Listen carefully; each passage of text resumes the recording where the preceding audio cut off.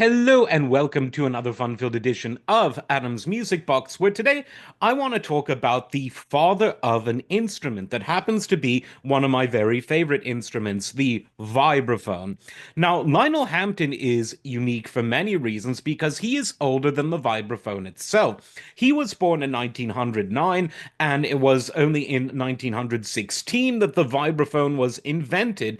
And the instrument was originally intended to be a pit instrument, meaning in orchestra pits, in music hall, vaudeville shows, that type of thing. Never entirely caught on there because, let's face it, the xylophone glissando is a lot funnier. But the vibraphone did catch on in jazz, and this is almost entirely thanks to one man, and that is the musician Lionel Hampton, a wonderful, talented percussionist. Now, Lionel Hampton played with the best of the best, and through that, he introduced people to this fantastic instrument. He initially played with Louis Armstrong and got his big break playing in the Benny Goodman Orchestra, which featured an equally famous, well, more famous initially, drummer, Gene Krupa. Eventually, he led his own big band, the Lionel Hampton Orchestra, and then played in various combos throughout the post-war period. And while he ceased sort of being considered innovative in that post-war period, he was always popular at jazz festivals and on television.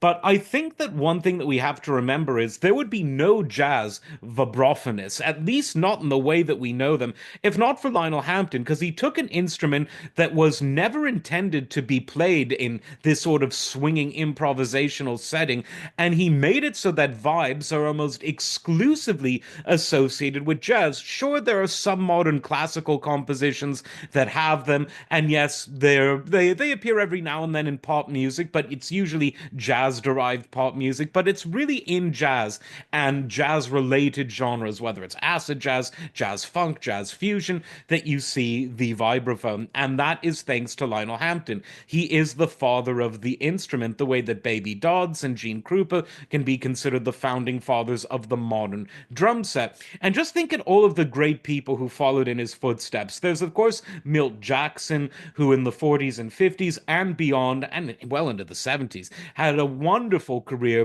playing with so many greats, including the modern jazz quartet. You have people like Gary Burton, who took the vibraphone into really sort of ultra modern, at times avant garde jazz territory. You have Roy Ayers, who took it into pop, funk, and fusion territory. You have Cal Teher, who took it into sort of Afro-Cuban and Latin music. So many. You have one of my absolute favorites, Bobby Hutcherson, who took it into bop, hard bop, post bop, funk, fusion, again, avant-garde, spiritual jazz. And all of it is really owed to this one great musician, Lionel Hampton, basically showing the world this is how to play this instrument that nobody wanted. A true pioneer, a true legend, and an amazingly talented musician. As always, like, subscribe, and we'll see you next time. Take care.